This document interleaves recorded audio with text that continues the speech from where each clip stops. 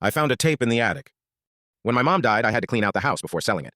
I wasn't expecting much, but then I found the box in the attic, old VHS tapes, mostly unlabeled, shoved in a dusty corner. I grabbed one marked Home 1995 and shoved it into the old VCR. The screen flickered. It was our house, but different. The walls were bare, and the place looked unfinished. A man stood in the hallway, his face blurry, but there was something off about him. A shadow moved behind him, too fast to catch. Then the whispering started. It was faint, but distinct. "She can't leave yet." I wanted to stop the tape, but I couldn't. The next scene was the living room, still unfamiliar with the furniture in a strange arrangement.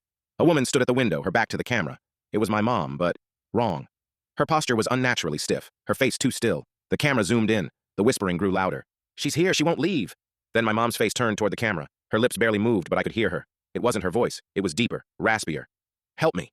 The screen blinked. Blackness. Then the tape cut off. I rewound it, watched it again. My fingers trembled. I thought maybe it was a prank, some creepy hoax. But I remembered the nightmares. When I was younger, I would wake up and see my mom standing in the hallway, her eyes wide, mouth moving, whispering the same words. "She's here." I shoved the tape back in the box, locked it away in the basement, and tried to forget, but the whispers didn't go away. I heard them when I was alone, soft and distant. And every time I turned my back, I felt eyes on me. That night I went to bed, but I couldn't sleep. The silence in the house felt too thick, too heavy. Then came the footsteps, slow and deliberate, from outside my door. I thought I was imagining it, but the door creaked open. Nothing. Just a piece of paper slid under the door. I picked it up.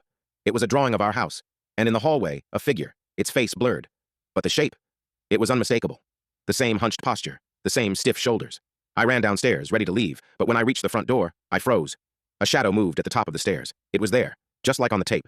Its face was still blurred, but I could tell it was watching me. Slowly, it started down the stairs, step by step. I couldn't move, couldn't breathe. When it reached the bottom, the house fell silent. Then, in a voice that wasn't mine, I heard the whisper. "She can't leave yet." I ran. I didn't stop until I was miles away. But I know it's still there, in that house. Watching, waiting. And I know one day, it will find me again.